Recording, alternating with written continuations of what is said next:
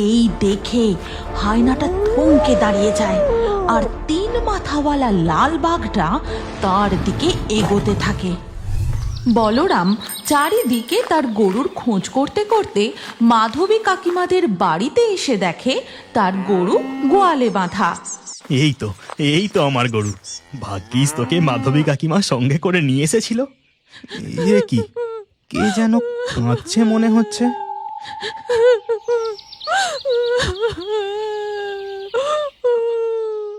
বলরাম দাওয়ার দিকে তাকিয়ে দেখে মাধবী কাকিমা ফুপিয়ে ফুপিয়ে কাঁদছে। মাধবী কাকিমা, তুমি এভাবে কাঁদছো কেন? কি হয়েছে? আমার স্বামীকে ওই সাদা হায়নাটা। এ তুমি কি বলছো মাধবী কাকিমা? গৌতম কাকার কি হয়েছে? কাকা কোথায়? তোর কাকাকে যে ওই সাদা হায়নাটা টেনে নিয়ে গেছে। কাকাকে সাদা হায়নায় টেনে নিয়ে গেছে? কিন্তু এমনটা কিভাবে হলো? সেদিন কোনো রকমে আমাদের আর তোর গরুটাকে বাঁচিয়ে জঙ্গল থেকে বেরিয়ে আসি। এরপর মাধবী বলরামকে তার পরের সমস্ত ঘটনা খুলে বলে। আর সবকিছু শুনে, তুমি চিন্তা করো না কাকিমা, আমি এক্ষুনি গ্রামের লোকজনদের নিয়ে জঙ্গলে গিয়ে ভালো করে খুঁজে দেখছি। এই কথা বলে বলরাম গ্রামের বেশ কিছু লোকজন নিয়ে সুন্দরবনের জঙ্গলের ভিতরে প্রবেশ করে। তারপর অনেক খোঁজাখুঁজি করেও মাধবীর স্বামীর কোনো চিহ্ন পাওয়া যায় না। চলো দীনেশ কাকা, আমরা একটু ওই নদীর পাড়ের দিকটায় গিয়ে খুঁজে দেখি। হ্যাঁ, চল তো গিয়ে দেখি। তারা সবাই নদীর পাড়ের দিকে গিয়েও অনেক খোঁজাখুঁজি করে, কিন্তু সেখানেও গৌতমের কোনো চিহ্ন নেই।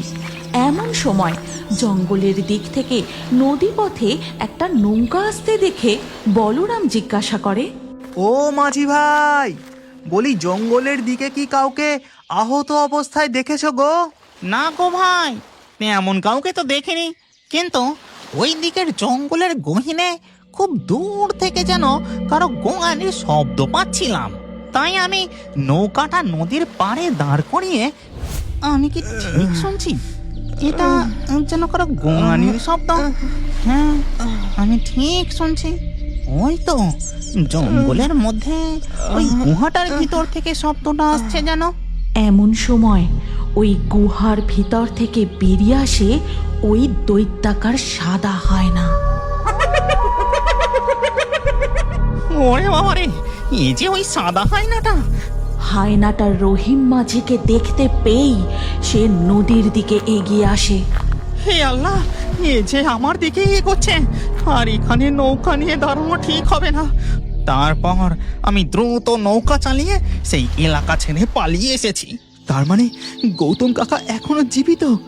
আমাদের আর এক মুহূর্ত দেরি করলে চলবে না, আমাদের এক্ষুনি ওই হায়নার গুহার দিকে যাওয়া উচিত। না না, খবরদার, ওই দিকে তোমরা যেও না। ওই দিকে ভারী বিপদ। ওই দৈত্যাকার হায়না খুবই ভয়ঙ্কর। বলরাম, আমাদের ওই দিকে যাওয়া ঠিক হবে না। চল, সময় নষ্ট না করে আমরা ফরেস্ট ডিপার্টমেন্টের অফিসে গিয়ে সবটা জানাই। অফিসাররা ঠিক গৌতমকে উদ্ধার করে নিয়ে আসবে। এরপর সবাই মিলে যায় ফরেস্ট ডিপার্টমেন্ট অফিসে। তারপর বড় অফিসার অবিনাশ বাবুকে সবটা খুলে বলে। আর সব কিছু শুনে, উপর মহল থেকে অর্ডার আছে, ওই দিকের জঙ্গলের গহীনে আমাদের যাওয়া এখন নিষেধ। আমরা এই মুহূর্তে কোনো সাহায্যই করতে পারবো না। সে কি অবিনাশ বাবু, আপনারা ছাড়া যে আমরা অসহায়। এখন এবার কি হবে? তোমরা এখন বাড়ি ফিরে যাও। এই খবরটা আমি উপর মহলে পাঠাচ্ছি। যদি অর্ডার আসে, কাল সকালে আমরা জঙ্গলের মধ্যে রেস্কিউ টিম পাঠাবো। ঠিক আছে অবিনাশ বাবু। এরপর গ্রামবাসীরা যে যার বাড়ি ফিরে যায়। বলরাম গিয়ে মাধবী কাকিমাকে আজকের সমস্ত ঘটনা খুলে বলে। তারপর সেও তার গরুটাকে মাধবীদের গোয়াল থেকে নিয়ে বাড়ি ফিরে যায়। এরপর ধীরে ধীরে রাত হয়ে যায়। ওদিকে জঙ্গলের মধ্যে দেখা যায় সুন্দরবনের জঙ্গলের মধ্যে হায়নাটা গৌতমকে একটি ফাঁকা জায়গায় ফেলে রেখে নিজে ঝোপের আড়ালে লুকিয়ে পড়ে। আর তারপরেই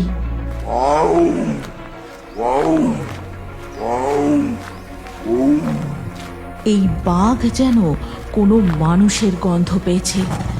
গন্ধ অনুসরণ করতে করতে বাঘটা গৌতমের কাছে চলে আসে।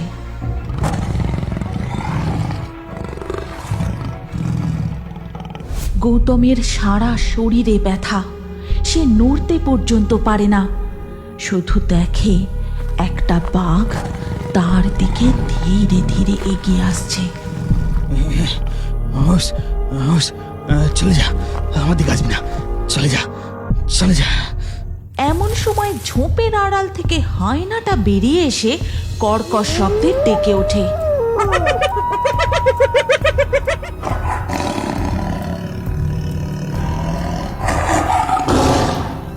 হায়নাটা ধীরে ধীরে বাঘটার দিকে এগোতে থাকে।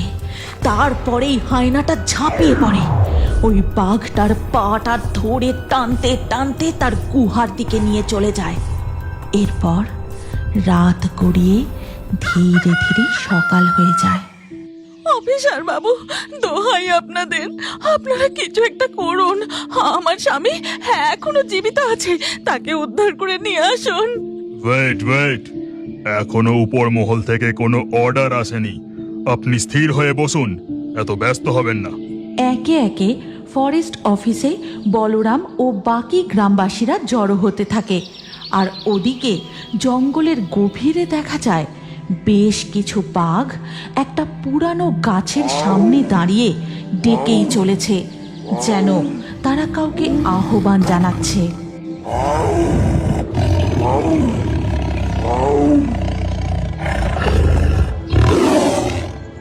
বাঘগুলোর ডাক শুনে ওই সাদা হায়নাটা শিকার করবে বলে তাদের কাছে চলে আসে।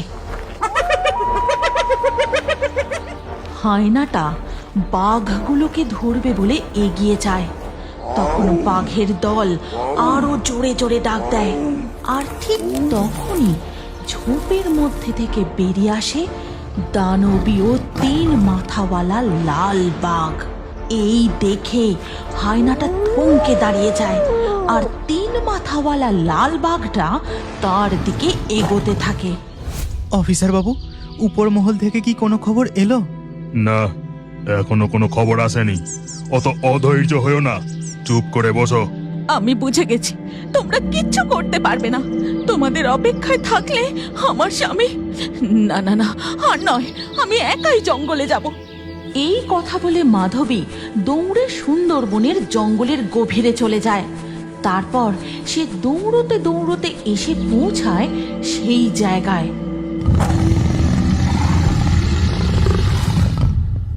মাধবী দেখে এক আশ্চর্য ঘটনা। এক দানবীয় 3 মাথাওয়ালা লাল বাঘ ওই হায়নাটাকে শেষ করার চেষ্টা করছে। এমন সময় ওই সাদা হায়নাটা হঠাৎ ওই 3 মাথাওয়ালা বাঘটার পা কামড়ে ধরে।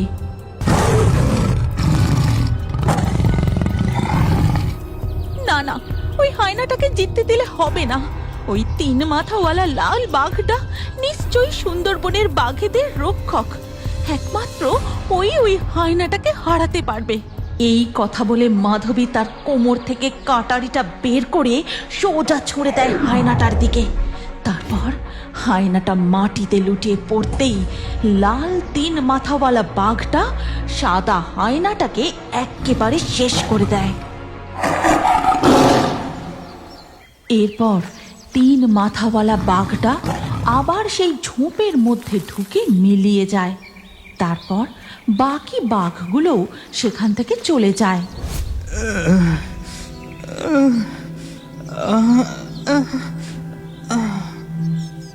ওই দিকটা থেকে কার যেন গোঙানির আওয়াজ পাচ্ছি না, দেখি তো গিয়ে একবার। মাধবী আওয়াজ অনুসরণ করে সেই দিকেই দৌড়ে যায়। তারপর দেখে ওই গুহার সামনে তার স্বামী পড়ে রয়েছে। ওগো ওগো, আমি এসে গেছি, তোমার কিচ্ছু হবে না। আমি তোমাকে ঠিক বাড়ি ফিরিয়ে নিয়ে যাব।